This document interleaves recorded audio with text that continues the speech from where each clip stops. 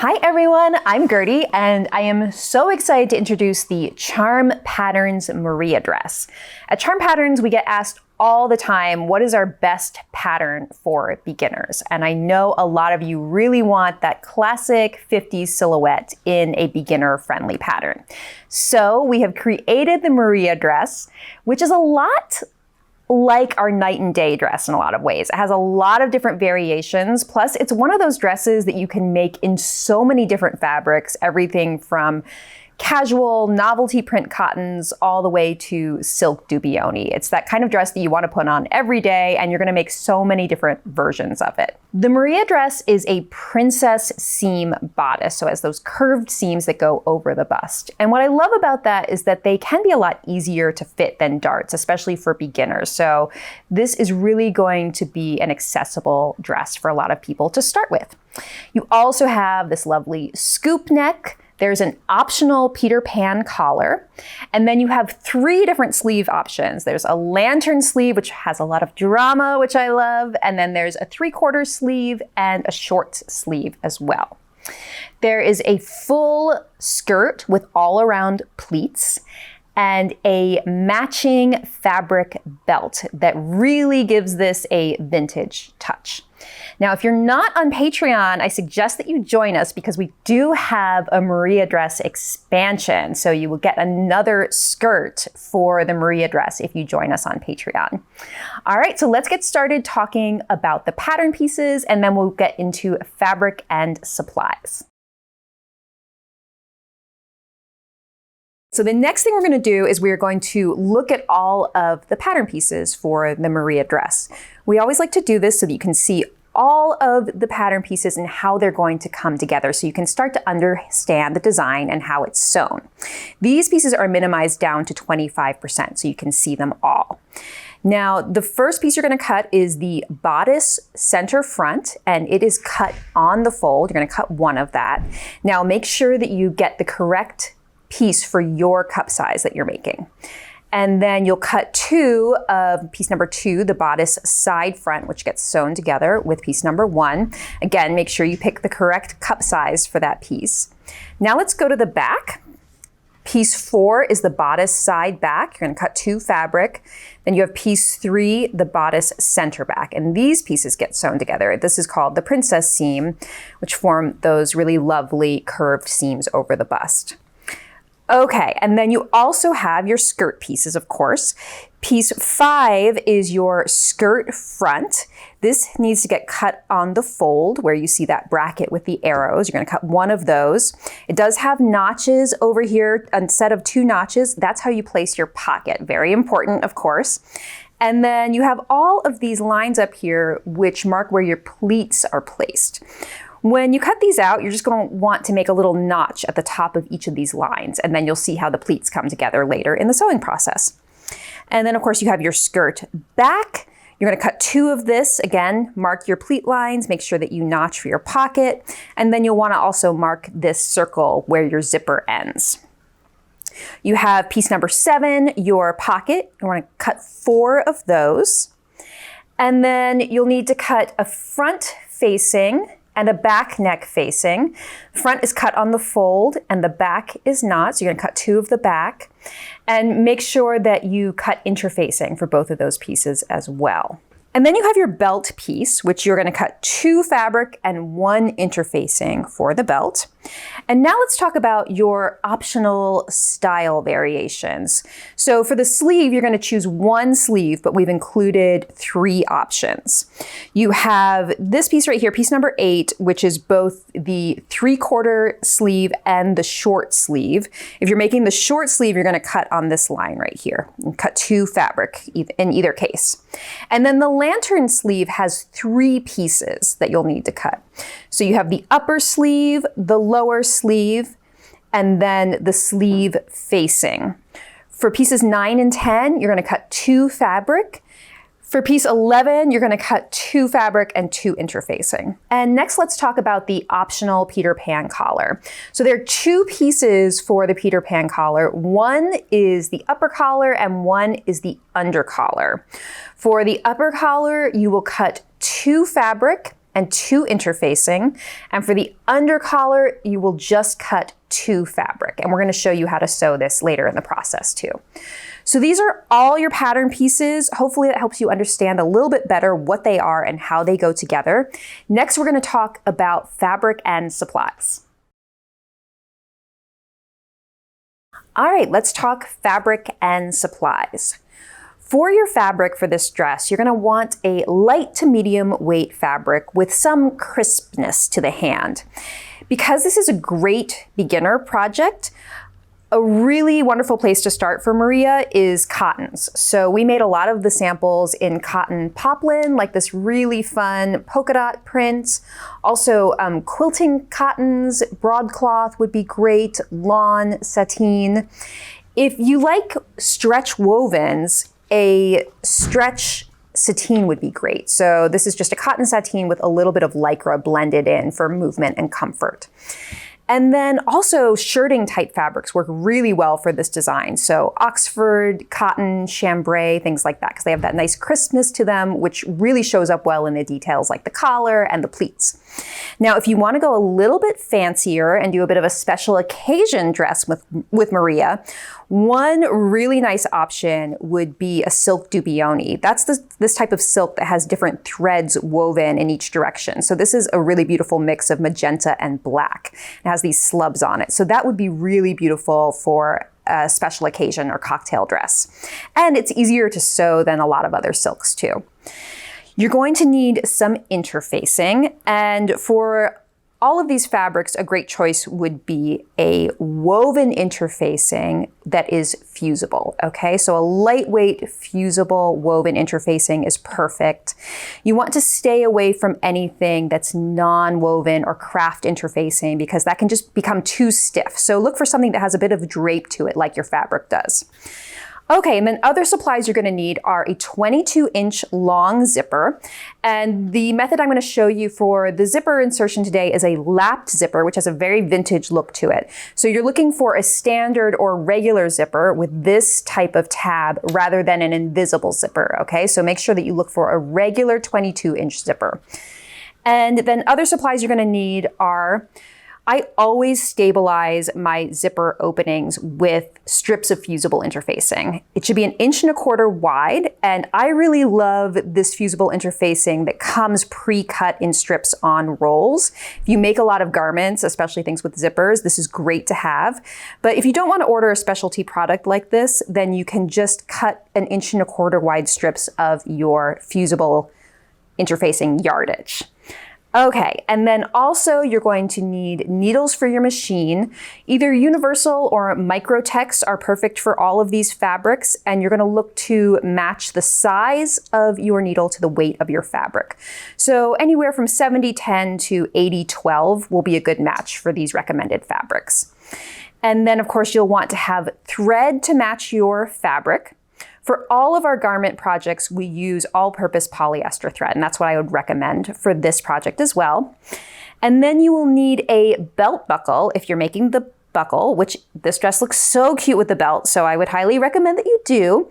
And then you'll want a belt buckle with a 2-inch wide opening, and you'll be looking for a slide belt buckle with this center prong. And then finally, you're going to want some marking tools. So I really love these Clover chalk pens. That's a great choice. And it's also good to have these like disappearing ink pens on hand as well. So to mark like your zipper circles and things like that on your cut pattern pieces. Okay, so that is it for your fabric and supplies. Okay, so because this is a more beginner-friendly pattern, I wanted to give you a few tips for cutting and preparing your fabric.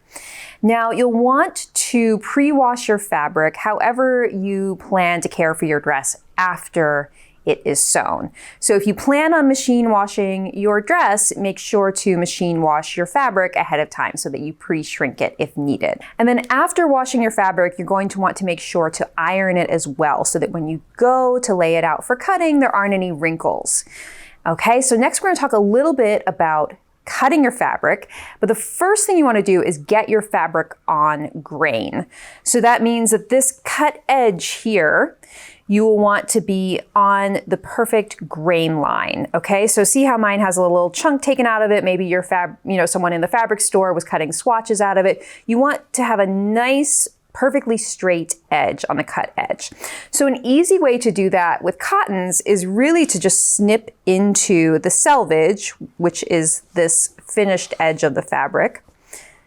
Give it a little snip past the selvage, and then you'll be able to tear the fabric. And then this torn edge will be exactly on grain, okay? So you'll wanna make sure to do that for your entire cut edge of fabric so that then you'll be able to lay it out and you'll be able to get a perfect 90-degree angle with the selvage. Okay, so now I want to talk a little bit about how to actually lay out your fabric to cut your pattern pieces. When you look in the Maria dress instructions, you will see that there are cutting layouts for you to follow. And I want to talk a little bit about the difference between crosswise and lengthwise grain and how to find the grain line on your pattern pieces. So when you look at your pattern pieces, you will see either a cut on fold bracket or what's called a floating grain line. So there'll be a grain line with arrows on either end that's sort of more in the middle of the piece. Okay, so those have to be aligned either exactly on the fold if they're cut on fold, or you need to place them on your fabric and then make sure that they're aligned with the edges of your pattern pieces perfectly. Okay, but first let's talk about how to lay out your fabric. For most dress cutting, you'll be cutting on the lengthwise grain. And the lengthwise grain is the threads that run parallel to the selvages. Okay, so these are the selvages that we just talked about, those finished edges, and the threads that run this way or parallel to them are the lengthwise grain. And the ones that go in the opposite direction are the crosswise grain. Now, for most garment sewing projects, you would be cutting on the lengthwise grain. And that means that you're just going to take the two finished edges or the selvages and put them on top of each other with the cut end of the fabric at a 90-degree angle. And then you have your fold on one side and your selvages on the other. And I also just want to mention that I normally cut with the right side of the fabric or the print of the fabric on the inside and then the wrong side on the outside. You can do it either way, and I'm doing it this way so that you can actually see the print of the fabric, but just make sure that you do it consistently, whichever way that you do it. Okay, so to cut on the lengthwise grain, you would start to take your pattern pieces like the bodice center front, piece number 1, and then you would align it directly, because this is not a cut on fold piece, you're going to align it directly on the fold of the fabric. And I like to use pins when I'm cutting. A lot of people use pattern weights. I am really old school about this, and I really prefer using pins. So I would just pin all the way around the pattern piece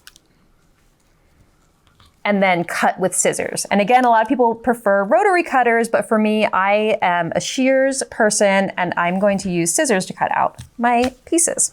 Okay, so that's how you would lay out a cut on fold piece on the lengthwise grain. Okay, I also want to show you how to cut a piece that is not cut on the fold. So this is what I called a floating grain line earlier. So you can see it's a line with an arrow on either end. And this is piece number 2, the bodice side front. Now this one you would want to figure out where you want to lay it out based on the cutting layouts, of course. And then when you're happy with where you have it positioned on your fabric, before you pin it, you're going to make sure that this grain line is exactly parallel to either the fold of the fabric on this side or the selvages on this side. And if it's perfectly parallel, if you measure it with a ruler, then you'll know that you're exactly on the lengthwise grain. If it's at all off like this, then your fabric will be off grain, which will means that when your cut dress, your sewn dress may have buckles or wrinkling in areas because the fabric isn't perfectly straight. Okay, so to measure the grain line, what I like to do is kind of position it roughly where I want it, and then I will pin one end of the grain line. And you're gonna measure, I like these clear rulers for this purpose. It's an 18-inch ruler. Measure from the grain line to the fold. And the exact number doesn't matter, so I just kind of place my thumbnail there. And then I'm going to position it up here near the top of the grain line. And now I'm just going to pivot this piece so that it is exactly the same distance at the top of the arrow from the fold as it is at the bottom of the arrow. And that means that I am now perfectly parallel to the grain line, which is exactly what you want. So now I would continue pinning around this piece and then I can cut out. So just continue like that for your pieces, your bodice pieces, the lengthwise fold pieces.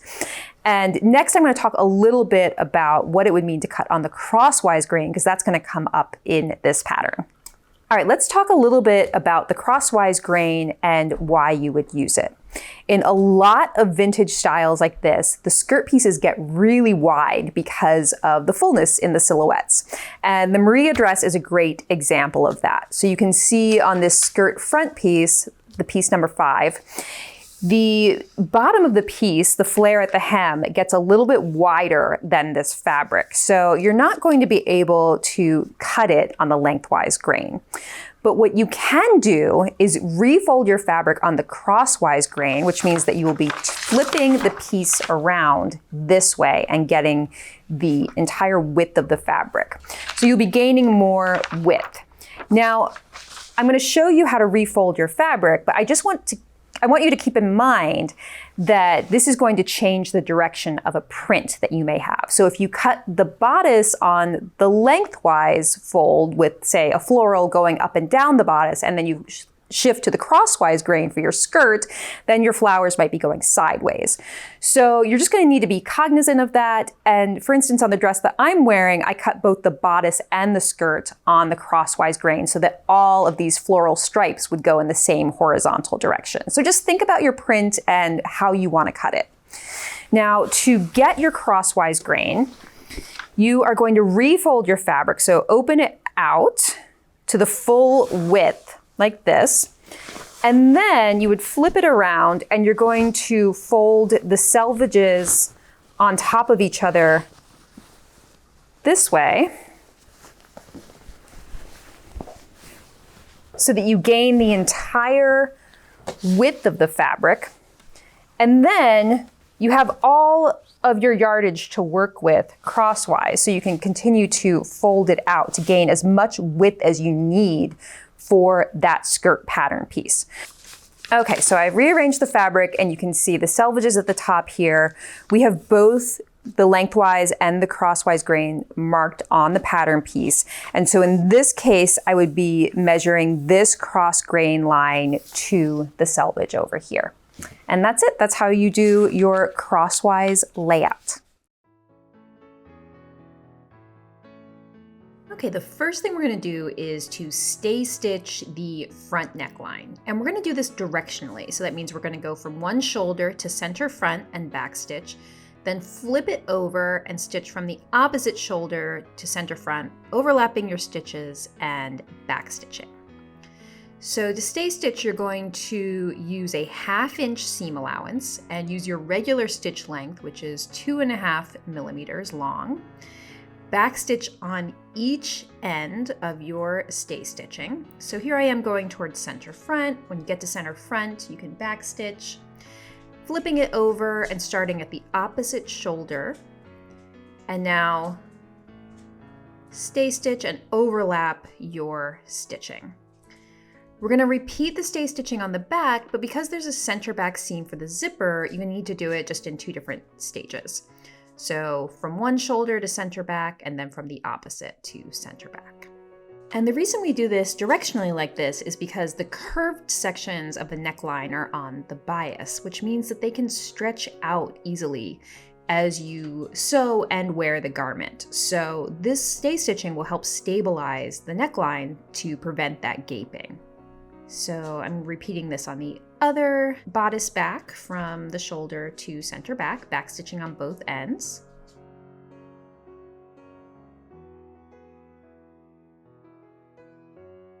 Okay, so now that we've stay stitched the neckline and you know what stay stitching is, we're going to repeat that process on the front princess seams, which is this curved edge that is going to get sewn to the side front bodice.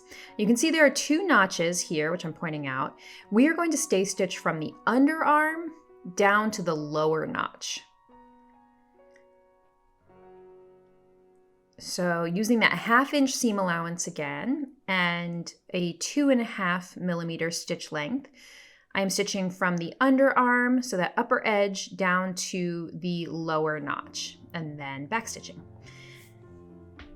And repeating the same thing on the other side.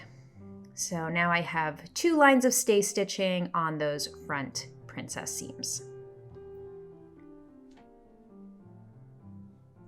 And the next thing to do is to clip into our stay stitching. So into the seam allowances, up to the stay stitching, but not through your stitching.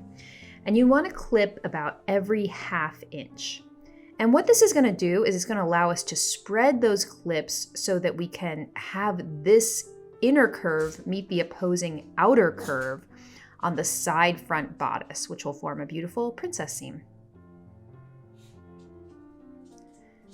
So see how those clips spread? Okay, so repeating the clipping on that side. And now you're going to do the same stay stitching on your 2 bodice backs, okay, on those curved edges of the bodice backs, just like we did for the bodice front. Now we're ready to pin together the bodice front and the bodice side fronts to sew the princess seam. So as you can see, the bodice side front is very curvy, has an outward curve, and the center front has an inward curve. So it can be difficult when you first start sewing to figure out how these 2 are going to actually get sewn together, because if you just tried to put them together without clipping or spreading or anything, those curves are very different and you're wondering how the heck you're going to do that. So here's how the clips are going to help you. You're going to start pinning from your match points at the underarm and at the waist, and your edges aren't going to match up exactly perfectly at the corner. Keep that in mind, but everything should match 5/8 of an inch in from the edge. And now what you're going to do is you're going to spread those clips on your bodice center front to get it to match the outer curve of the bodice side front, and then you can pin.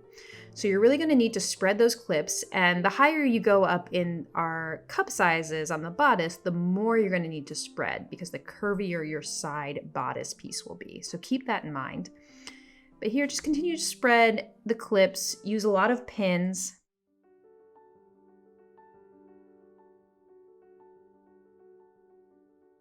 And then just continue to spread those clips to match the curviest part up here.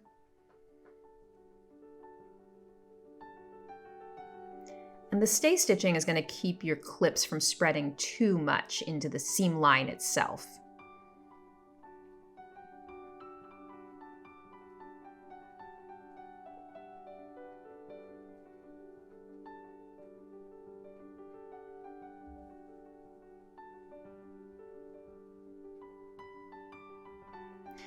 And now we're going to stitch this at 5/8 of an inch. So starting at the waistline, and you always want to stitch this with the clip side up so that you can keep an eye on those clips, spread them more as you go, make sure you don't get any little pleats in there, make sure you don't stitch over your clips accidentally. So you just keep an eye on things, and then stitch to the underarm. So there's your first sewn princess seam, looking amazing. So when you turn it right side out, you can see how beautiful that curve is over the bust and how we've built in that cup room. Now the way to finish a princess seam in an unlined garment, which this is to trim the seam allowances down as 1 to about 3/8 of an inch. I'm going to use a serger, which is a sewing machine that will trim and finish your seams at the same time. So I'm going to take this off camera to finish those seam allowances, but you're going to want to finish them in some way, trim them down, finish them as 1. And then you're going to sew the opposite side princess seam. So here we are, both sides sewn and the seam allowances finished. And next thing we're going to want to do is to press those seam allowances towards center front.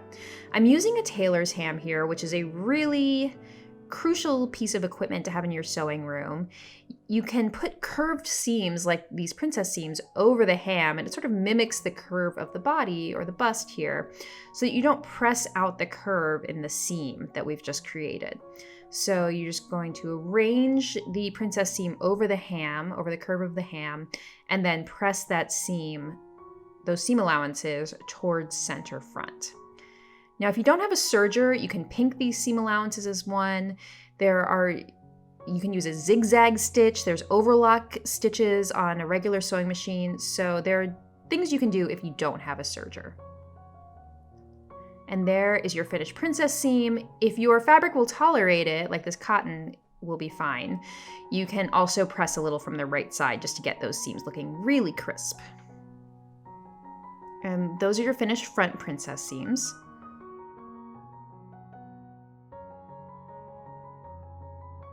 So now we're going to repeat that process on the back princess seams. So it's the same idea. You're going to stay stitch the center back panels on the curve and then clip. The only difference is that the side back is not going to be as curvy because there's no bust to deal with here, but you still want to do the clipping and spreading technique because the shapes are still going to be opposing. So just like for the front, you're spreading the clips as needed, pinning, and now we're going to stitch from one end to the other, back stitching on each end.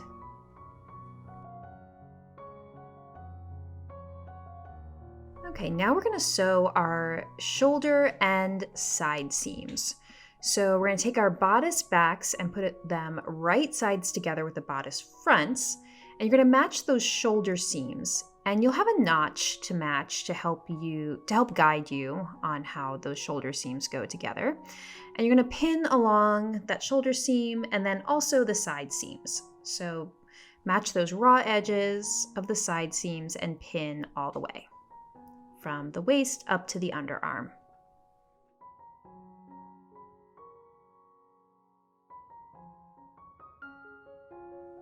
And you're going to repeat that on the other side, the opposite shoulder seam and side seam.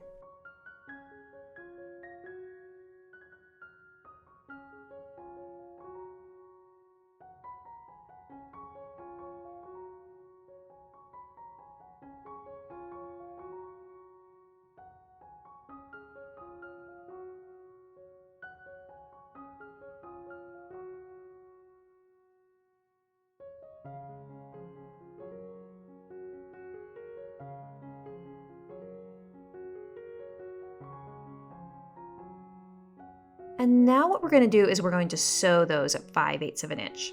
So using your regular 2.5 long stitch length, you're going to sew, you back stitch at each end and sew each shoulder seam and each side seam.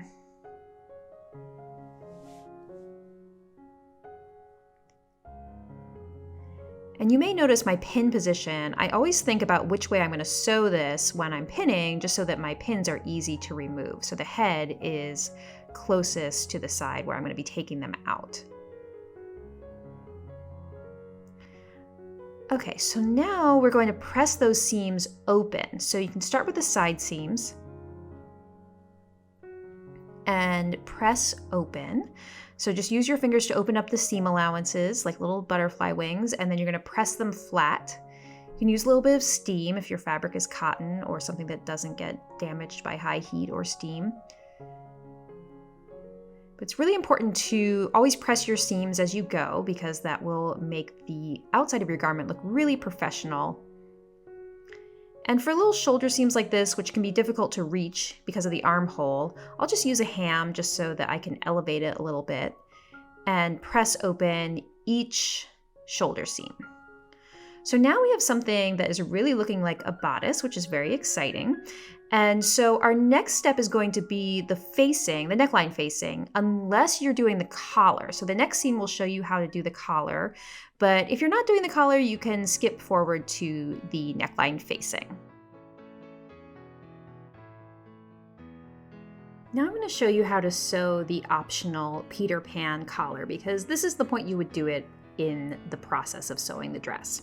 So you should have 2 under collars and 2 upper collars cut out. The upper collars should be interfaced, and make sure that you transfer your dot marks to the interfacing. And then the under collars are not interfaced, so you're gonna have a pair of each.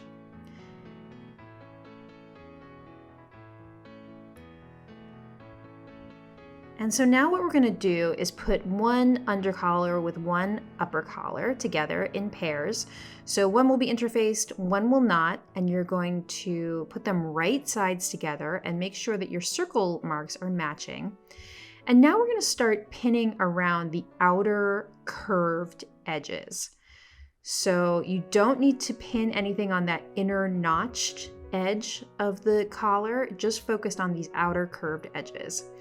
And now the thing about these collars, these pieces, is that if you laid them flat on top of each other, they would look like they're not going to match up, because the upper collar is slightly bigger than the under collar to help the edge of the seam line roll to the underside, so you don't see the seam line on the edge of your collar. So they were drafted specifically to be slightly different. So you need to make those edges match by manipulating them and pinning them as you go.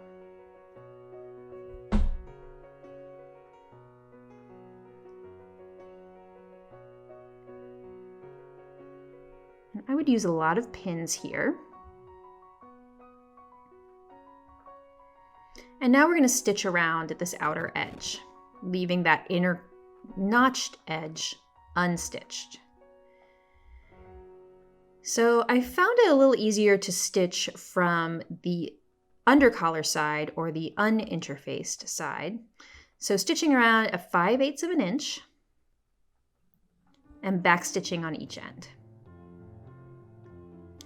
And now we're going to do what's called grading your seam allowances. This means that you're going to trim one seam allowance shorter than the other so that they're not right on top of each other, creating a ridge from the right side of the garment. So first I'm trimming the under collar or the uninterfaced collar down to about 1/4 inch or 1/8 of an inch. So that's going to be the shorter one.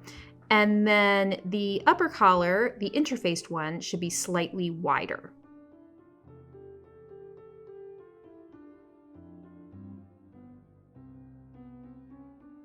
And the next thing we're going to do is we're going to create some little notches around the curve of the collar. So you're going to use just the point of your scissors to create little triangle cutouts. These are called notches, just around the curved edges of the collar. And this is going to help the seam allowances lay flat when you turn this right side out, because the seam allowances are going to be inverted. And so if you don't do this, they can twist or get ruffled on the inside and you'll see bumps. So this will help them lay flat when they're turned in the opposite direction on the inside of the collar. So really, you just need to do it around the curviest parts of the collar, so just these Peter Pan ends, and about every 1/2 inch.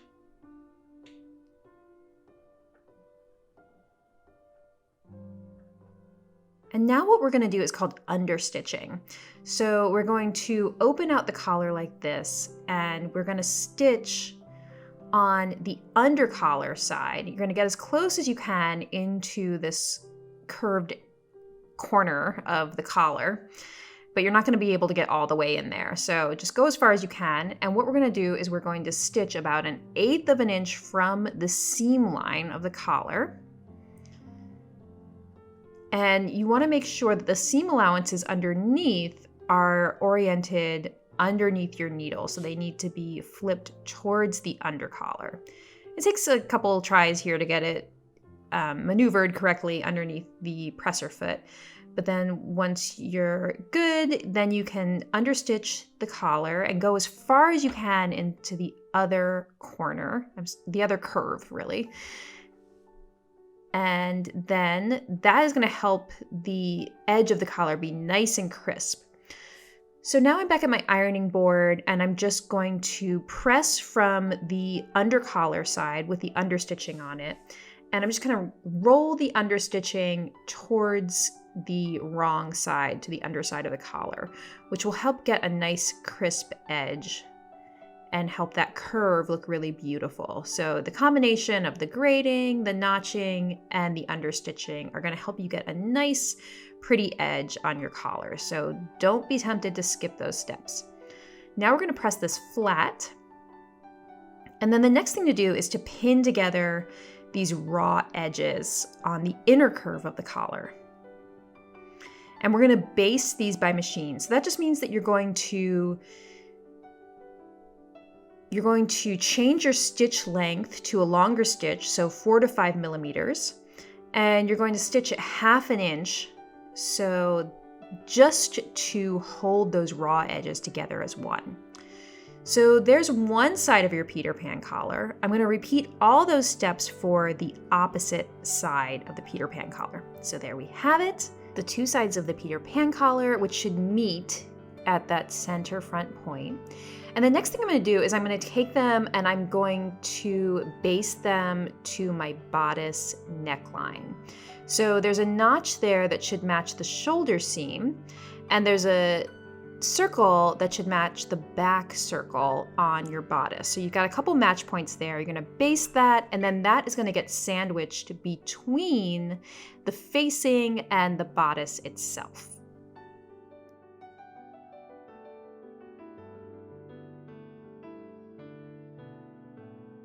Okay, so next we're going to sew the neckline facing. This is what finishes the neckline on the inside of the garment. So you can see that I've already interfaced my pieces. This is my facing front. And I finished the outer curved edge using my serger. Not the inner curved edge, you just need to do the outer edge. And here are my back neckline facing pieces. And these are going to go right sides together with the front neckline. And you're going to be looking for that little notch to match them. It's very easy to get the back neckline facing pieces turned upside down. So make sure that you find that notch and match it to the front neckline facing, and you will be totally fine. But you're just going to make sure that you see that notch. Also, you should be seeing those circle marks on the back neck edge. So I'm pinning these right sides together. And now we're going to stitch those tiny little seams at 5/8 of an inch. So regular stitch length, 2.5, back stitching on each side.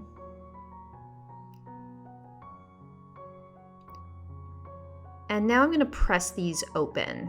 So just like I was saying in the last scene, anytime you sew a seam, you want to press it open, or however the instructions indicate that you should do it. But for these, we're pressing them all open to get them to lay nice and flat and to look nice and crisp from the right side.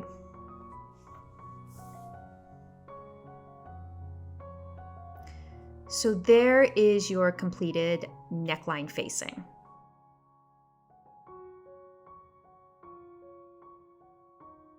Now I'm going to show you what we call at Charm our clean finish method for finishing a back neckline. So what you're going to do is you're going to take your facing unit and your bodice unit and you're going to put them right sides together. Start by matching your shoulder seams and pinning them. And you want to make sure that those seam allowances stay pressed open. So you might want to use a couple pins here just to make sure the seams stay pressed open.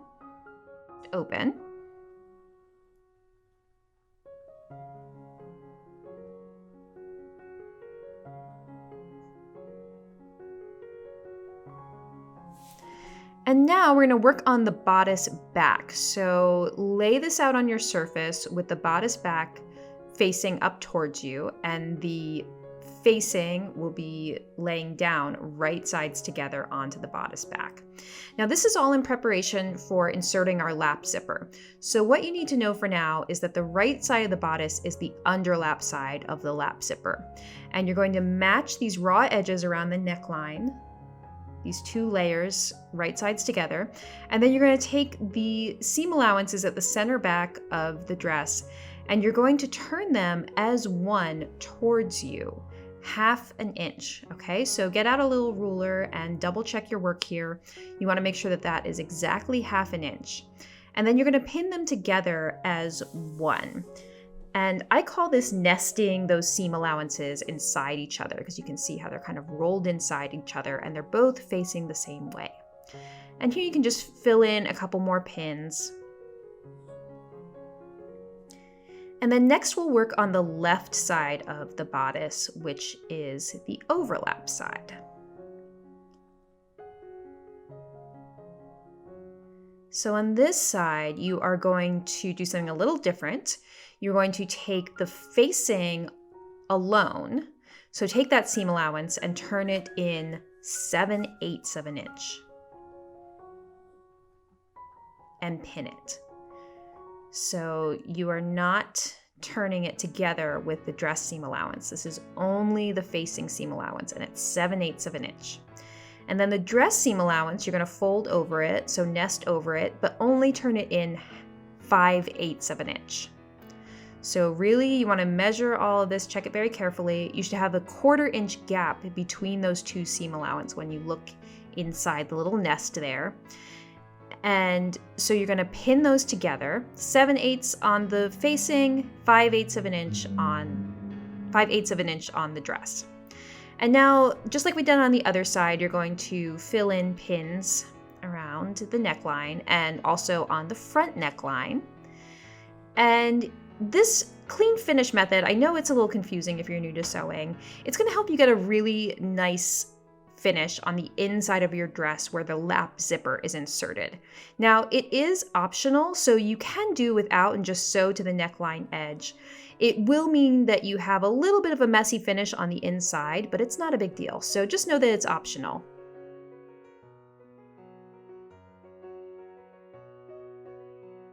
Okay, so now we are ready to actually sew the neckline seam.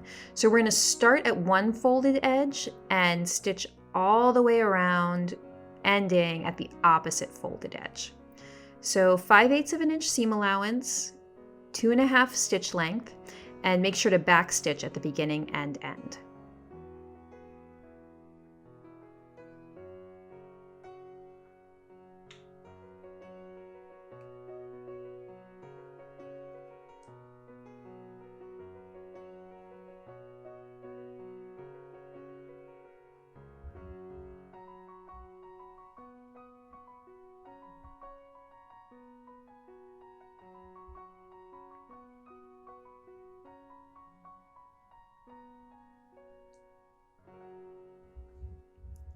Okay, so now we have a little clipping and trimming to do. The first thing I'm going to do is clip diagonally across those back folded corners to get rid of the bulk in the back corners.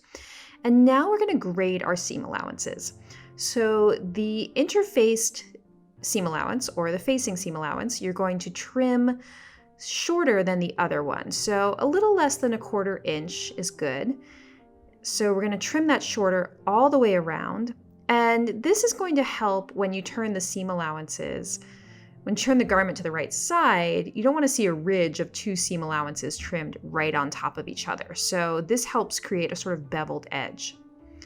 And now we're going to do the same thing, trimming down the dress seam allowance to about 1/8 of an inch wider than the facing seam allowance. And this is called grading.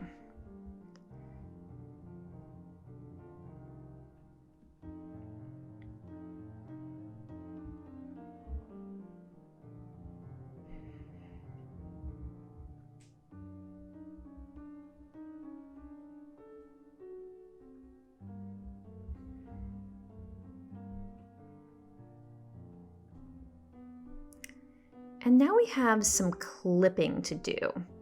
The first place you want to clip is next to the folded in seam allowances, the 5/8 of an inch and the 1/2 inch seam allowances near your back clean finish. So just do a little clip there. And now we're going to clip around the curves of the neckline. So anywhere there's a curve, you're going to clip about every 1/2 inch. So just in the curviest parts. You can skip anywhere that's straighter, like the side of the neckline, but you do want to clip the curves. And this is just going to help because when you turn these seam allowances to the inside, because the facing gets turned to the wrong side of the garment, this will help avoid any twisting or bunching because the seam allowances are going to get pressed down and they're going to need to open up where they clip.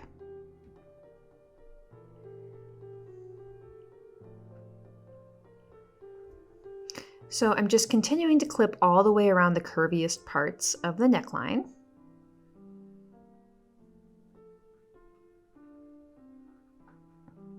And then the back neckline, which has a really tight inner curve here.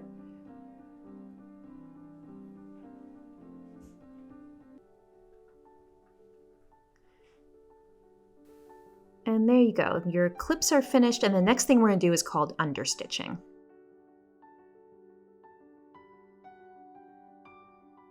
Okay, so now we're going to understitch the neckline.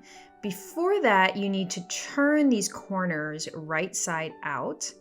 So you'll see on the overlap side, when you turn that corner out and kind of poke it out, you have two overlapping layers here, and the facing will clear the zipper on the inside, creating a nice clean finish. And now what we're going to do is understitch, but you need to make sure that the seam allowances are underneath the facing. We're going to stitch on the facing side about 1/8 of an inch from the seam line, but as you go, you're going to have to make sure that the seam allowances are underneath your stitching, so that when you turn this in, the understitching will be on the inside of the garment. So go to your machine and you're going to have the facing flipped out from the dress and make sure that the seam allowances are turned towards the facing underneath. And now we're going to position our needle so that it's about 1/8 of an inch away from the neckline seam line. And you're going to keep stitching like that all the way around. But the trick is that you need to make sure that those seam allowances are where they need to be. So I use my right hand to keep feeling underneath as I go and folding the seam allowances in the correct position if needed. The other thing is that you're going to want to kind of hold the two layers taut from each other so that you get a nice crisp line of understitching here, and continue like that all the way around the neckline.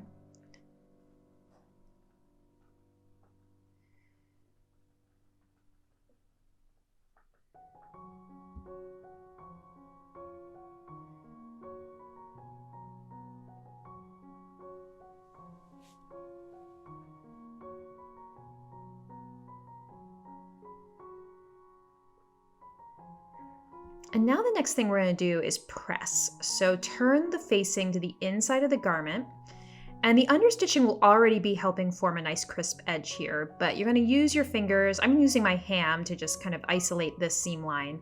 Just push the facing all the way out towards the edge so that you get a really nice defined edge, and press the neckline edge as you go.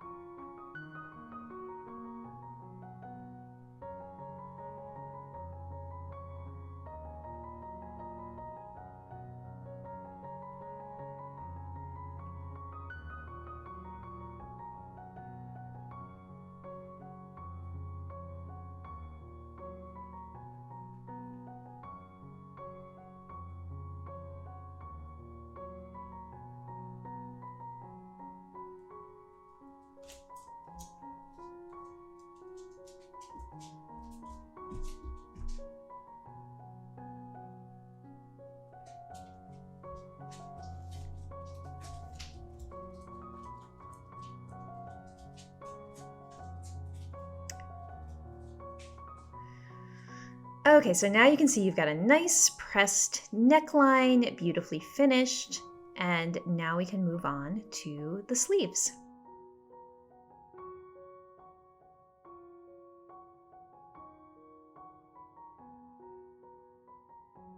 Okay, next we're gonna work on our sleeve. I'm showing you the short sleeve first. This is the same as the 3/4 sleeve, by the way. We're gonna be sewing the short underarm seam. Now first I wanna point out a couple things about the sleeve. You should have a single notch which denotes the front of the sleeve. There is another single notch which matches to the shoulder seam, and then a set of double notches which matches to the back bodice. So that's the back of your sleeve. Okay, and that's pretty standard on any set in sleeve that you'll have those marks. So just keep those in mind. Now we are going to fold this right sides together, putting those little short underarm seams together. And this would be the same for the 3/4 sleeve too, it's just a longer seam. And you're going to pin that, and then we're going to stitch this at 5/8 of an inch.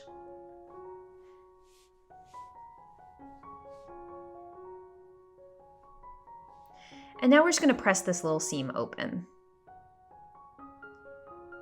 And next we'll move on. I'm going to show you the lantern sleeve next, which is an optional sleeve. If you're not doing that sleeve, you can skip that chapter. But here is your sleeve ready to be set in.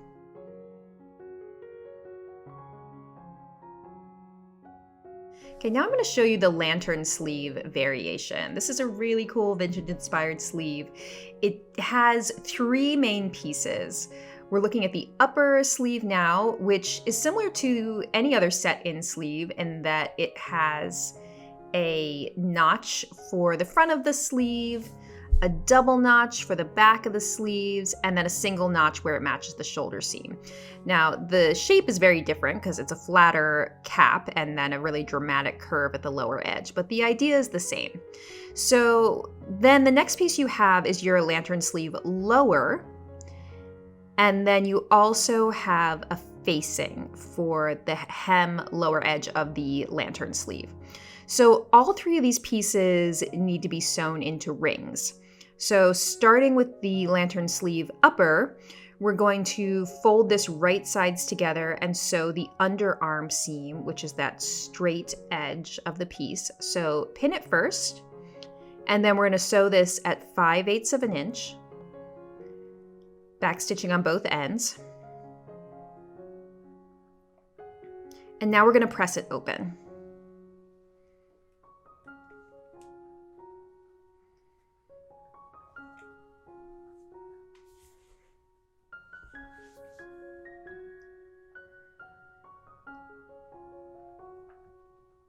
And now we're going to repeat that for the lantern sleeve lower. You're going to fold it right sides together.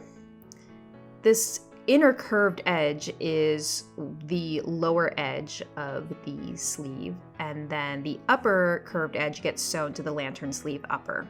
So fold in half right sides together, and we're going to sew this short straight edge.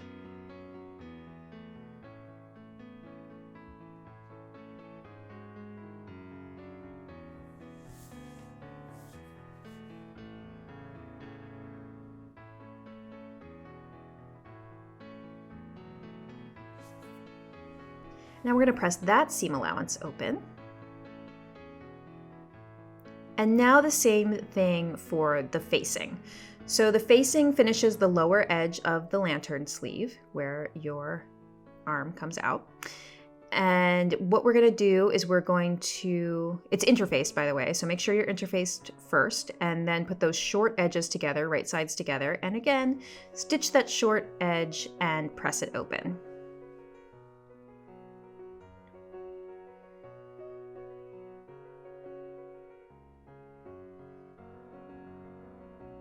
So now you have 3 rings, and we're going to start by finishing the lower edge of the sleeve with the facing.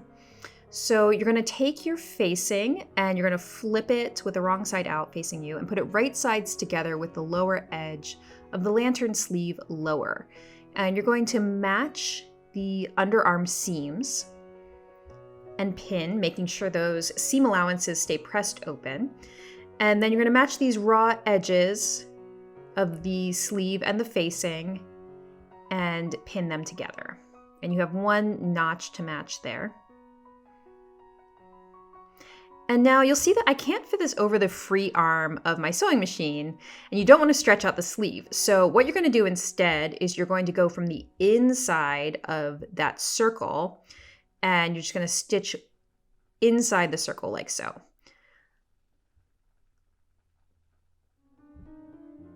So I'm back stitching and then just stitching around this little ring at 5/8 of an inch.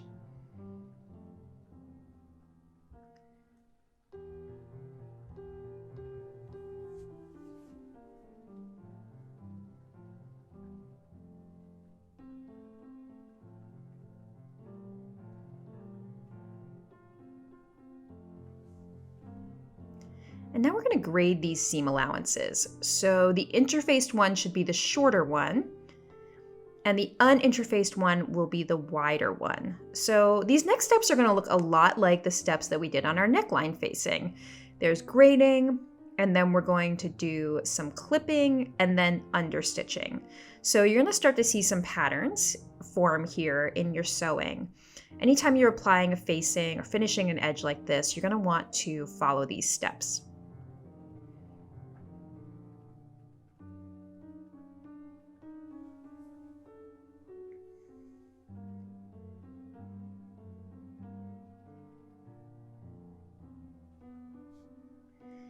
And now, because this is such a curved little inner edge, we are going to do a clip every 1/2 inch all the way around.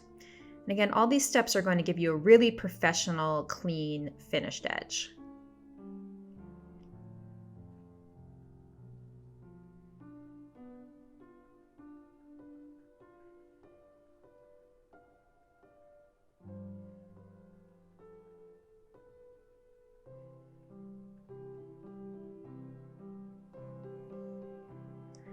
All right, so understitching is next. We're going to open out the facing from the sleeve, and we're going to understitch the facing, making sure the seam allowances are underneath, getting caught in the stitching. Now again, this is a tricky area to stitch because you can't put it on the free arm of your machine. So in this case, understitching from the right side, and you're just going to have to make sure that you're not catching the other side of the sleeve underneath there. If you do, it's not a big deal. You can just take the stitches out and try again, but just be mindful of that as you're stitching. And I'm stitching about 1/8 of an inch away from the seam line.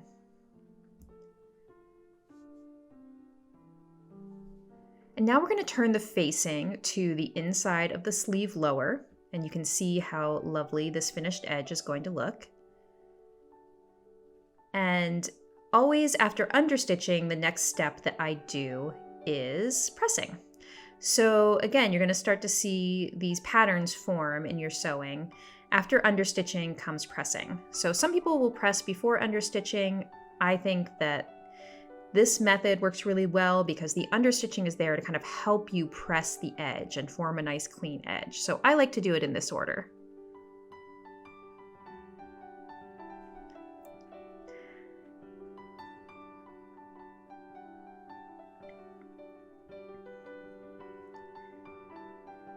Okay, and now you're going to want to do a little work to secure the facing on the inside. I would suggest maybe doing a little hand stitching around the circumference of the facing on the inside just to hold it in place.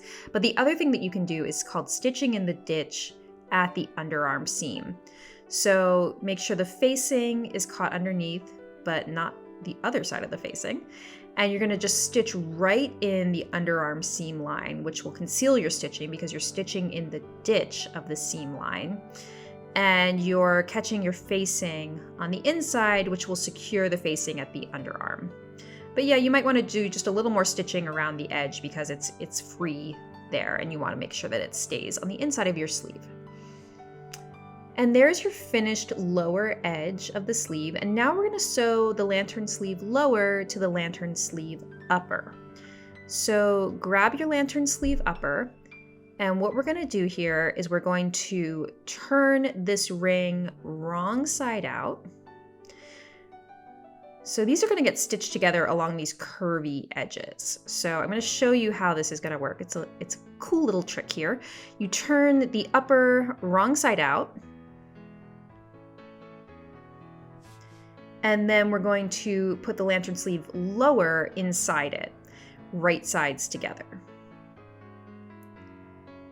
And that will allow us to pin them all the way around this curvy edge. which should match perfectly. And this really curvy seam is what forms that lantern shape to the sleeve.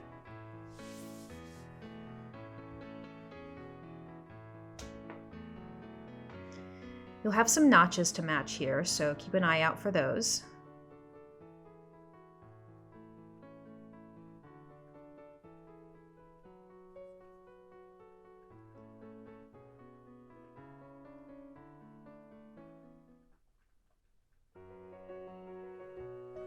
And now we're going to stitch this seam. So 5/8 of an inch back stitching on either end.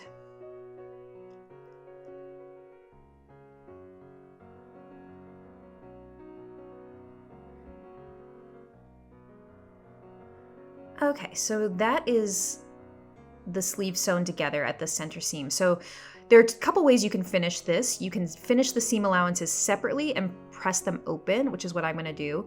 Also, you could finish them as one and then press that seam towards the upper sleeve. So do those steps, but I just want to show you quickly how it's going to look, this beautiful shape that gets formed on the sleeve. So now you've got a completed lantern sleeve after you do your pressing, and the next steps that you're going to see in the next scene apply to the lantern sleeve as well. They're doing the easing stitching and setting the sleeve in.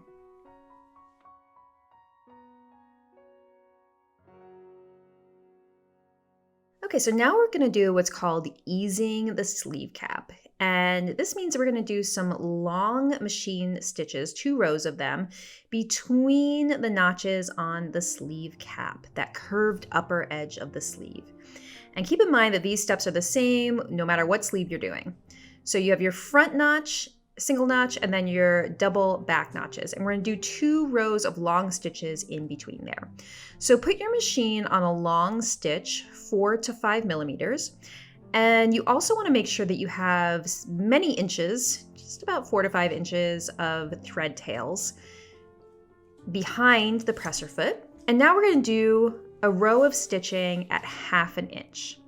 So starting at the front single notch and ending at the back double notch. And now you're going to lift up your presser foot and leave several inches on the other side. Now you're going to repeat that process, but using a 1/4 inch seam allowance. So that's going to mean that you have 2 rows of stitching right next to each other, a 1/4 inch apart. So I'm using the edge of my presser foot because my needle is a 1/4 inch away from the edge of the presser foot, so that's a good guide.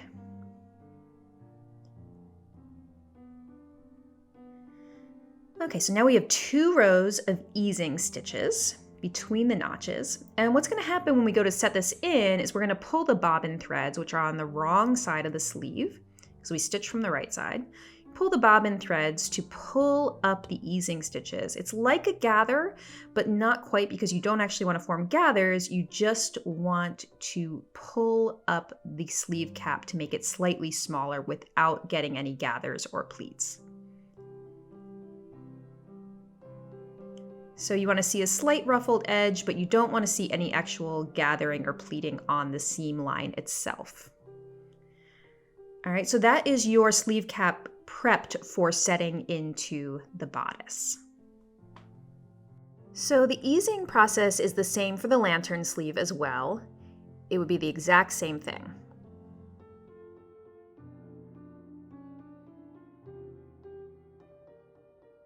Okay, so now we're going to set these sleeves into the bodice. I'm doing the lantern sleeve, but like I've said, the process is the same no matter what sleeve style you're doing. So you have your easing stitch at the top, you have your underarm seam sewn, you've got your single notch, your double notch, and your single notch to match the shoulder seam. So you're going to make sure that you're setting the correct sleeve in by making sure that the single notches match. You don't want to set it in backwards. And you're going to start by putting them right sides together at the underarm seam. And now you can flip the whole thing wrong side out like this and work from the inside of the bodice. And the next place I pin is the shoulder seam. So you have that single notch. You can find it in your easing stitches to match to the shoulder seam of the bodice. Sometimes it's a little tricky to find once you have those easing stitches in there. There it is. Okay, so we're going to match those together, the shoulder seam to the single notch. And next you're going to match your single notches in the front. And now your double notches in the back. And now that you've pinned all your match points, you can fill in pins between there. So now I'm working on the underarm.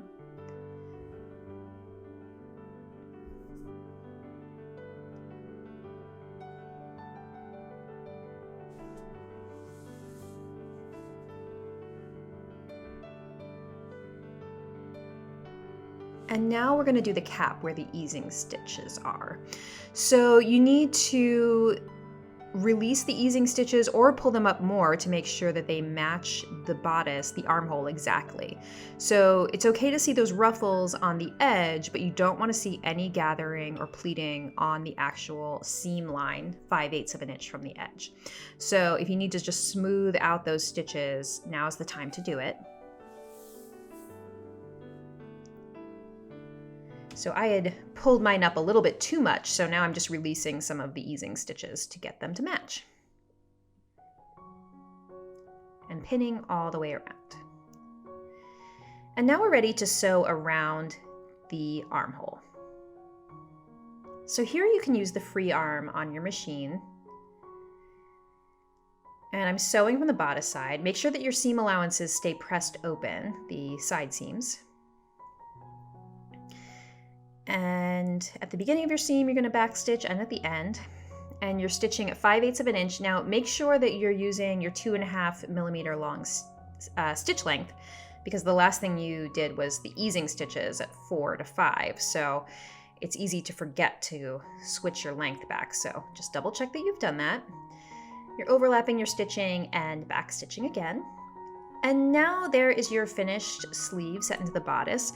Now you want to double check the eased area, the sleeve cap, to make sure there aren't any pleats or gathers. If there are, then you can just go back with a seam ripper, just release the area where you see that pleat and restitch it, but it's not a big deal. And then the final thing to do is to finish that seam allowance. And this is actually really important because you need to trim this down, otherwise your armhole is going to be too tight. So it's important that you trim this down to 3/8 of an inch. Also, you're going to want to finish these seam allowances as one. So I'm doing mine on my serger.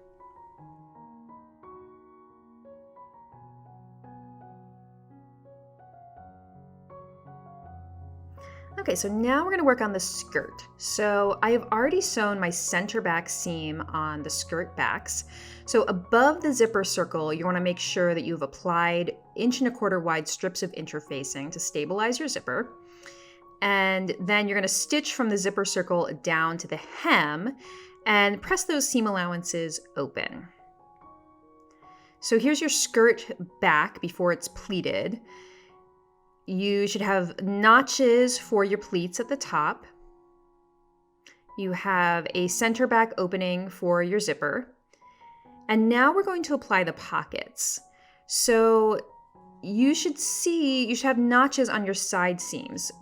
2 notches, and those indicate where the pockets are placed. They're matching notches on the pocket pieces. So you have 4 pockets. 2 are placed on the back, 2 on the front. So essentially 1 on each side seam. So you're going to take 1 pocket and put it right sides together with 1 side seam and match those notches. And this is very important that you match these exactly so that all the pockets are at the same level. And same thing on the other side of the skirt back.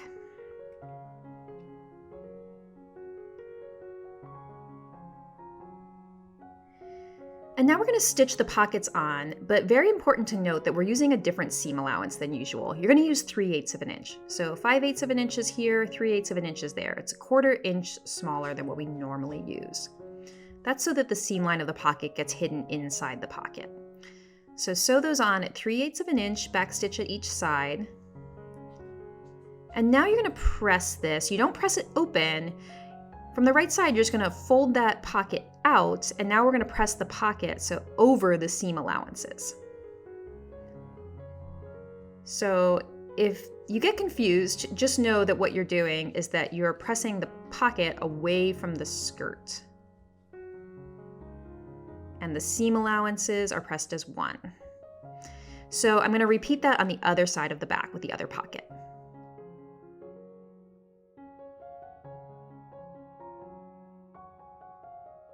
Okay, so I've repeated the pocket process on my skirt front. So now I have a pocket sewn to each side seam. So this is my skirt front. I'm going to take my skirt back unit and put it right sides together with my skirt front. And we're going to sew the side seams and around the pockets all in one. So start pinning at the pocket match point at that little inner corner, and then you can pin the side seam and then around the pocket. Now the most important thing is that the pocket should lay flat. So if your edges aren't matching exactly, don't sweat it too much. It's more important that they lay flat on top of each other. And then continue to pin the side seam of the skirt all the way down to the hem. And now these are side seam pockets. So we're going to sew the side seam in the pocket as 1. So you're going to start from the waist edge, sewing at 5/8 of an inch, and you're going to stitch to 5/8 of an inch below the upper edge of the pocket, okay? And that's going to be your pivot point. So stop 5/8 of an inch below. You can pull out a ruler if you need to. Stop with your needle down and pivot. And so I'm just making sure that the top of my pocket is aligned at the 5/8 of an inch mark on my throat plate of my machine. And now I'm sewing around the curved edge of the pocket. And now I'm going to have another pivot point, 5/8 of an inch from the edge. So pivot again. And when you sew those pockets, make sure that the seam allowances stay pressed where they're supposed to. You don't want them to twist at all. And then finishing up that seam at the hem. Okay, so let's talk about how to press these seams. So as the dress is worn, you'll want the pockets to be facing the front of the dress, right? So they're going to be folded this way so that you can put your hand in the pocket towards the front, like so. But we want to press these side seams open, which means that we need to clip into these seam allowances on the back seam allowance so that we can press them open. So working on the back seam allowance only, you're going to grab your scissors and just sort of burrow the tip in between the layers. So you're clipping the back pocket seam allowance and the back skirt side seam allowance so that you can then press it open. And do the same thing on the upper edge of the pocket. And now this will allow us to press the seam allowance open above and below the pocket and to press the pocket towards the front of the dress.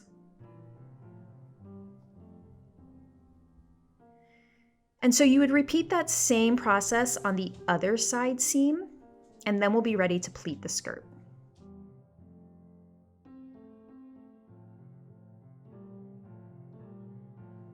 Okay, now we're ready to create the pleats. Now, pleating can be a little confusing. I would recommend that you just triple check that all your notches for the pleats are in the correct place. And if you get confused, it's a good idea to have your pattern pieces handy because we do put in arrows so that you know which direction to pleat in. And you always want to pleat from the right side of the fabric. So the first thing to know is that all of the pleats are going to get folded towards the side seams. So I'm starting on one center back, and in my left hand is the center back zipper opening. So you can see there are two sets of notches. So here's a set of notches, and then there's a little space between them, and then another set of notches. So think of these pleat notches in pairs. So I'm going to start with my first pair of notches and take one notch and fold it so that it meets the other. And remember, you're folding towards the side seam. And pin that in place. Okay, and then there'll be that little space between your pair of notches. So go to the next pair. So space and then a pair, and fold the next pair, like so. And pin that in place. and then you'll have another little space and then a pair. Okay, so see the pattern forming? So you'll do that until you get to the side seam. I do the pleating in quadrants, so each side of the back and then 2 sides of the front. Okay, so there's one side back done.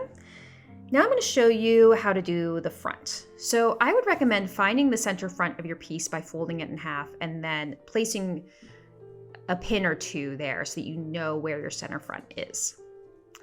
And now we're going to start it at the side seam. There'll be a pair. You're going to fold towards the side seam, so in the opposite direction from what we just folded, and then a space, and then your pair. Now it's going to be a little different when you're folding in the opposite direction. Keep that in mind because the pleats overlap a little bit differently, the notches. So don't be alarmed. If you get confused, you can always go back to those pattern pieces. The other thing I'll say is that it's a good idea is after you pin your pleats in place, compare it to your bodice, to the waistline, to make sure that they're going to fit together. And if they don't, you'll know that you did something wrong and you can go back and start again. So once you do one side, you would repeat the same thing on the other side of the center front, pleating in the opposite direction. Now keep in mind at center front, you're going to get what's a box pleat. So it's 2 knife pleats formed together to form this box shape. But everywhere else you have a knife pleat, meaning that it is folded in one direction next to each other. Okay, so just double check all of your pleats. And then the next thing we're gonna do is baste these in place. So that is a long machine stitch, so 4 to 5 millimeters. And using a 1/2 inch seam allowance, we are going to baste to hold the pleats in place. So take out your pins as you go and just make sure that the pleats stay pressed in the correct direction, that they don't come unpinned, unfolded. And you're just going to stitch like this all the way around to hold the pleats in place.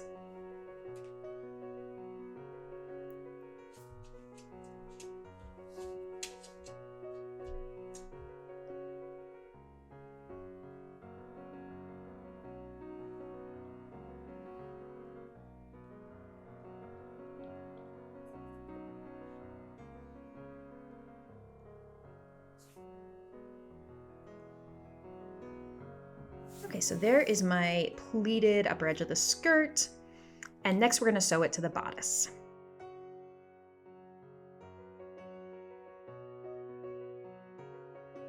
Okay, so now our pleats are basted into place and we are going to attach the skirt to the bodice. So grab your bodice and we're going to put them right sides together. So just flip the bodice down like that. And I always start by matching my side seams. So match up those seam lines. Make sure that they are pressed open still. And then use a pin to just exactly pin down the center of the seam line. And then you'll want to check it on the opposite side because there's nothing more frustrating than when your side seams are just a little bit off from matching. So placing a pin exactly at that seam line will help. Okay, so side seams first. So when pinning a big seam like this, I just always start with the most important match points and then fill in pins in between. So side seams would be first, then we're gonna do the center back, and then princess seams. Okay, side seams are matched, so now we're gonna go to the center backs. And keep in mind that you should have stabilizer on your bodice back and your skirt back at the center back where the zipper's going in. So just check that if you haven't done it. And there should be a pleat that matches each princess seam. And now you're going to fill in pins in between your match points. So you may notice when you're going to pin this, it looks like it's not going to match. You start to get a little stressed out. But once you smush those pleats down and put a lot of pins in there, you should be seeing that they match. Now, if something is not matching, if it seems really off, the best thing to do is to go back, redo your pleats. So go back, check your notches, and then make sure that you folded the pleats correctly. What I'm doing now is that I am finding the center front of my bodice by folding that center front panel in the center to find the middle, and then matching it to my pin at the center front of the skirt. And now I'm matching the front princess seams to the pleat that they line up with. And then filling in pins in between.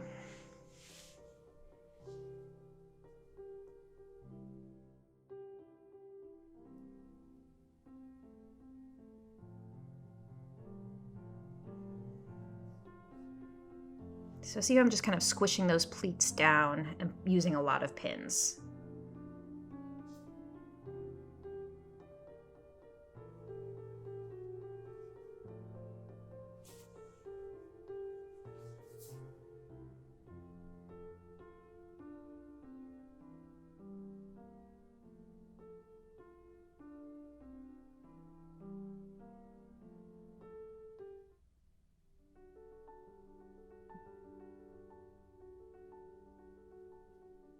Okay, so now we're ready to stitch this at 5/8 of an inch.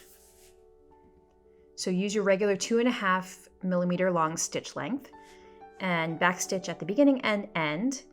And just be careful as you're stitching this. You don't want, even though we basted our pleats, it's easy for them to kind of get folded in the wrong direction in the seam allowance. So just keep everything nice and flat, keep those seam allowances open at the side seams, and stitch all the way around. So now your skirt is stitched to your bodice.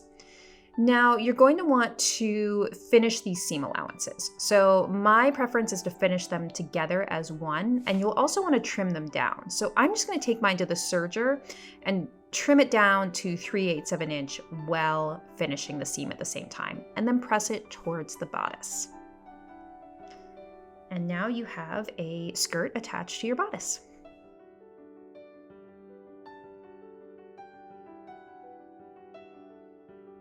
Now we are ready to insert our lapped zipper. So in preparation for this, you're going to want to fold in your seam allowances and press them. So on the right side, you're going to press in your seam allowance 1/2 inch from the neckline down to the zipper circle. And on the left side, you're going to turn in the seam allowance 5/8 of an inch all the way down. And now we're going to start with sewing the underlap side of our zipper. So that's the right side as you're looking at the back of the dress. So you're going to grab your zipper, and this is a standard zipper or a regular zipper as opposed to an invisible zipper where the teeth are exposed on the top. It's nylon coil teeth. So you're going to turn in that tape at the top of the zipper, fold it in to see where it bends. And that bend point is what you want to place exactly below the neckline seam line. And once you have it placed correctly, then you can let the top of the tape pop up again. You don't want to sew it folded like that.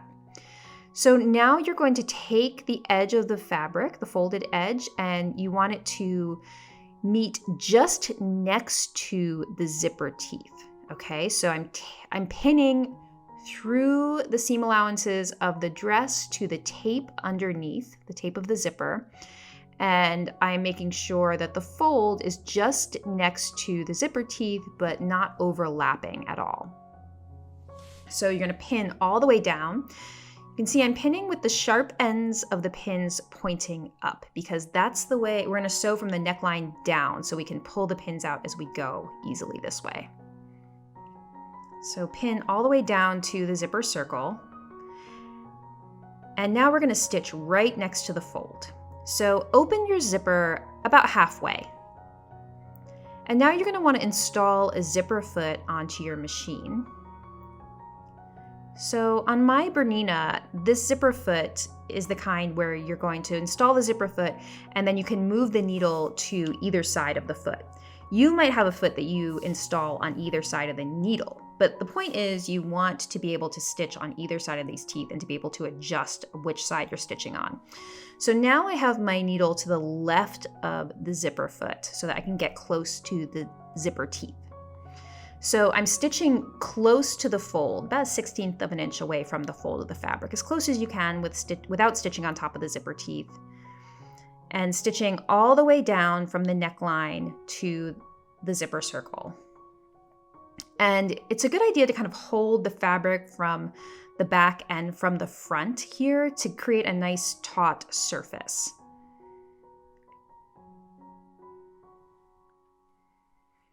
And continue stitching like this, taking your pins out as you go. And when you get to the zipper pull, then you can stop with your needle down, lift up your presser foot, and close the zipper.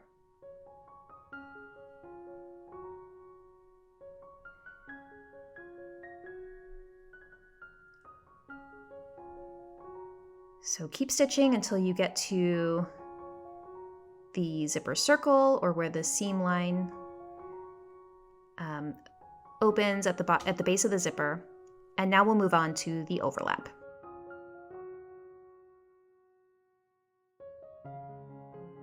Okay, now we're ready to sew the overlap side of the zipper. So you're gonna take that folded in edge, the left side of the dress, back, and starting at the waistline seam, because you want these seams to match up horizontally. So you're gonna take that folded seam allowance and you're going to place it over the zipper teeth, so it's overlapping the zipper teeth, and then you're gonna pin to the left of the zipper teeth, okay? So you're forming a little flap here. So I'm pinning through the dress and then the zipper tape below, and I'm keeping my hand in between the layers to make sure that I don't accidentally pin through to the front of the dress. And now I'm going down to the base of the zipper opening, and I'm putting a horizontal pin there where the seam opens up so that I know where to create this L-shaped stitching that you'll see me do in the next part. And now I'm just going to fill in pins in between the waist and the bottom of the zipper opening, taking that folded edge, and it should just cover the zipper teeth and the line of stitching that you just did on the underlap. And then you're pinning to the left of the zipper teeth, very important. And now I'm going up to the neckline. Okay, so I'm doing my match points and then filling in, just like we did on the waistline seam. So I'm matching the neckline seam, overlapping over the pull, and then pinning to the left of the zipper teeth. And continuing like that all the way down.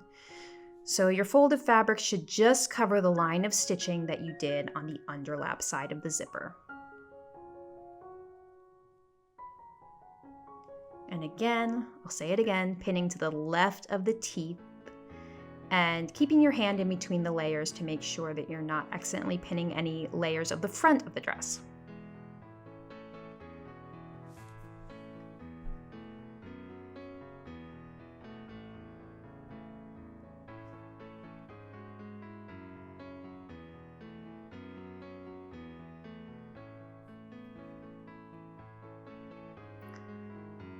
So just continue filling in pins until you're happy. And so what you have here is this little flap, and you should be able to open the zipper. So check your work here. If you can't open it, you've pinned something wrong or you've pinned too close to the teeth. Okay, so your zipper, if you look on the inside, is just about 1/4 inch away from the fold.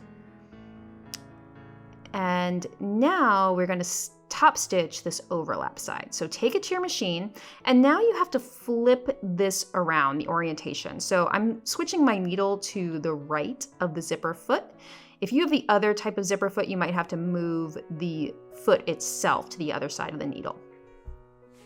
Okay, so we're starting at the top, and you want to make sure that you're not stitching on anything metal here. So you might need to start slightly out because of the pull underneath here. So start slightly wider than 3/8 of an inch, but then gradually taper in. Because your top stitching should be at 3/8 of an inch. It just might need to be a little bit wider at the top to accommodate that bulky metal pull. But now I'm just very gradually tapering into that 3/8 of an inch mark on my machine. And now, very important on this side, that you stay very steady because this is visible top stitching. I'm doing mine in a nice dark color so you can see it, but you'll want your thread to match. And the important thing is that you want to hold your hands to the front and back. Normally you don't have to be so deliberate in feeding the fabric through the machine because the feed dogs will do it for you. But when you're sewing a zipper like this, you want to create a nice taut sort of tabletop, so you don't get any folds or things don't start to bunch up. So that's why I like to do this with a zipper. It should be very nice and taut. All right, now when you get close to the zipper pull, now I had the zipper all the way open. when I started stitching. And when I get as close as I can to the pull, you're gonna stop with your needle down and then close it just a little bit. You don't have to close it all the way, but just enough to get it out of the way. And then I'm gonna continue stitching to my horizontal pin, and then we're gonna do that L-shaped pivot. So you wanna be mindful of where the bottom stop on your zipper is, because it is metal and it will break your needle. So be really careful here.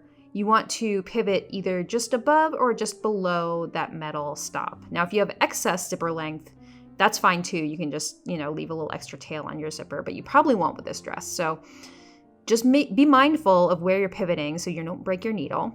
And now I'm pivoting and finishing off the lower edge of the lap zipper. So this is an L-shaped top stitching. And I'm back stitching here. And that is your finished lap zipper.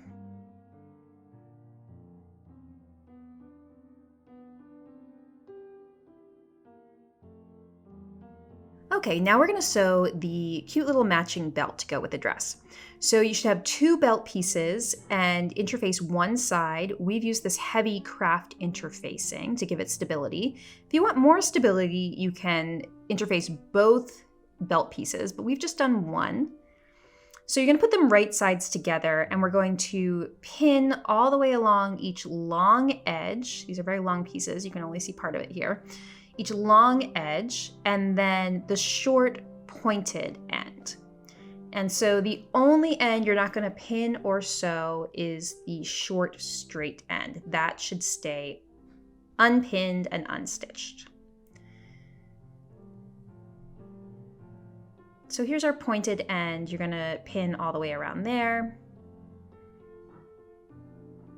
And here's your short end that's gonna stay open. So you're going to stitch all the way around those 3 sides. So switch back to your regular presser foot and stitch at 5/8 of an inch.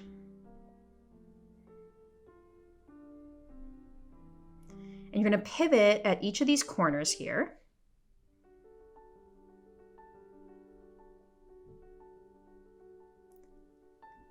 And now you're going to trim down these seam allowances. Now you could grade them separately, but to save time, one thing you can do is just hold your scissors at an angle towards you. So tilt them towards you, and then that will kind of naturally grade these seam allowances. And you're going to trim across the points to remove any bulk. And now we need to turn this right side out. So we found that a yardstick is kind of the perfect tool for turning this belt right side out. First, you need to kind of open up the pointed end, create like a little pocket down here, sort of. Start turning it right side out, just the little tip here. And once you've got it started, then you can put the yardstick in between the layers. And then you kind of need to like hold the yardstick between your legs and kind of use it to stabilize and then pull the belt over the yardstick. And so then once you have the end, then you can pull the whole thing out.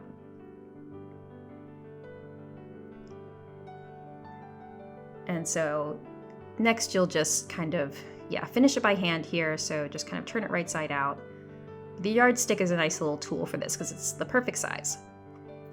And now you're gonna press this flat. So you want to roll those seam lines out to the edge and then press it flat. Use a little steam if needed, but you wanna be really careful here. Don't just, plop the iron down on here and hope for the best, because you really don't wanna get any little folds on the sides of the belt. That can look messy. So you wanna use your fingertips to roll the seam line out to the edge. And then at the points, you can use a pin or something to kind of pull out the points so that they look nice and clean. Just do your best to get nice, crisp points there.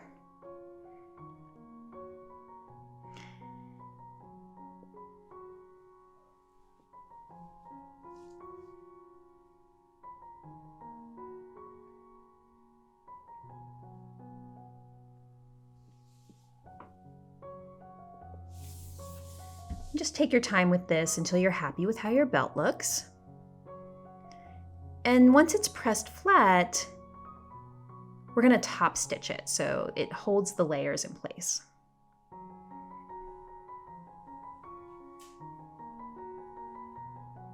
So we're going to top stitch around the edges at 1/4 inch.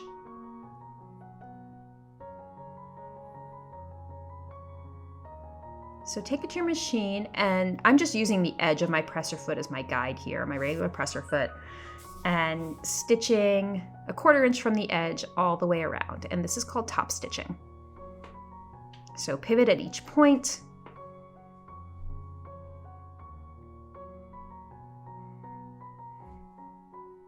And now give it one last press. And the next thing we'll do is that we will attach the buckle to the belt.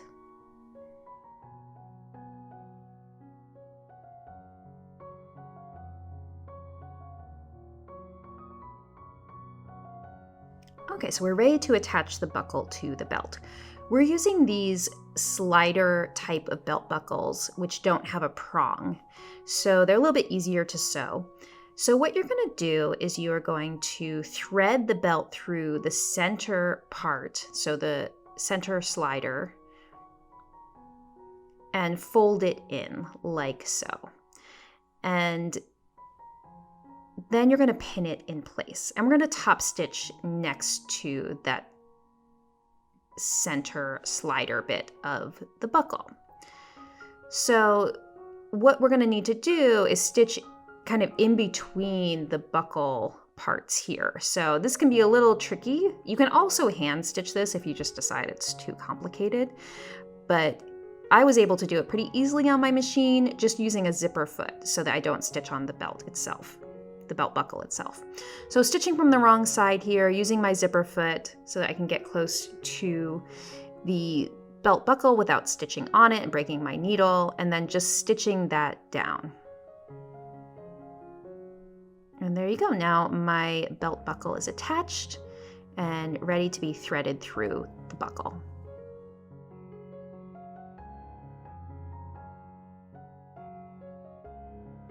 All right, so now we're ready to hem our dress. So I'd recommend that you try this on first with the shoes you plan to wear, pin it up to the length you want it hemmed. Now you may need to measure it from the floor up and trim anything off just in case your hem dropped at all. That can happen with a slightly flared skirt like this. So you're going to press the hem up, trim it down, make sure your hem allowance is 5/8 of an inch, and then finish the hem allowance. So I did mine by serging so that it's finished on the inside, and I have it pressed up 5/8 of an inch here. And now we're going to top stitch our hem at 1/2 inch. So back stitch and then just stitch at 1/2 inch all the way around the dress. You can pin the hem in place ahead of time, but I found it wasn't really necessary, especially if you kind of hold the hem taut from the front and back. Okay, so see how I have these little ripples in my hem? You can easily press those out. So use a little steam, press those out. This hem has a little flare, so sometimes you will get little ripples there, but it's not a big deal, and they should totally disappear when you iron them. Let's talk a little bit about hemming your sleeves next. So I did the lantern sleeve, which doesn't need a hem because it's finished with a facing. But if you did the other 2 sleeves, you're going to need to hem them. So just to demonstrate on this sleeve that I did not set into the dress, you would do the same thing. You would turn it up 5/8 of an inch. You don't need to try it on or anything first, like with the skirt. Turn it up and then hem it at 1/2 inch.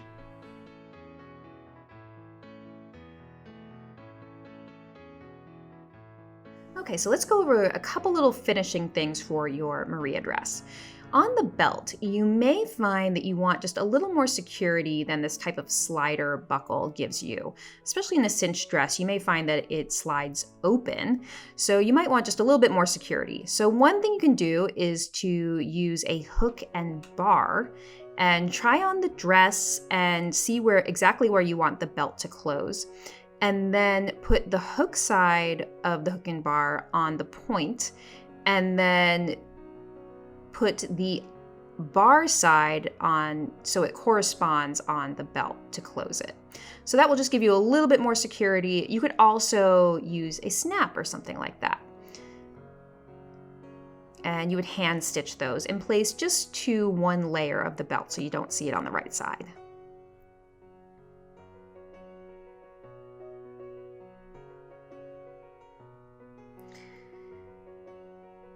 And that will keep your belt closed.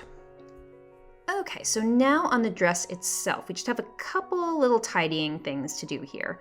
So the first is the back neckline facing. We're gonna need to stitch these down to the zipper tape on the inside. So you're gonna fold down that facing and you're going to fold the top of the zipper tape down with it so that it's sandwiched in between the facing and the dress, and then pin that in place. And now we're gonna hand stitch that. And same thing on the other side. You'll see the results of your clean finish here, looking so beautiful. The facing is not covering the zipper teeth, which is what you want. And now you're gonna thread a hand sewing needle and stitch the facing down to the zipper tape. So just anchor it, and then you're gonna take just a little stitch out of the zipper tape and then tunnel your needle through the fold of the facing and continue like that up to the top of the facing. Just a little bit of hand stitching, not too much on this dress. And then you can just knot off your thread at the top.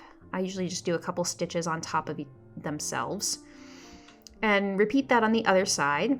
And now you're going to want to do that stitch in the ditch that we did on the underarm seam of the lantern sleeve at the shoulder seam. So pin the facings in place on the inside of the shoulder seam, right on the seam line. And now I'm going to take this to the machine and stitch right in the ditch of the shoulder seam line.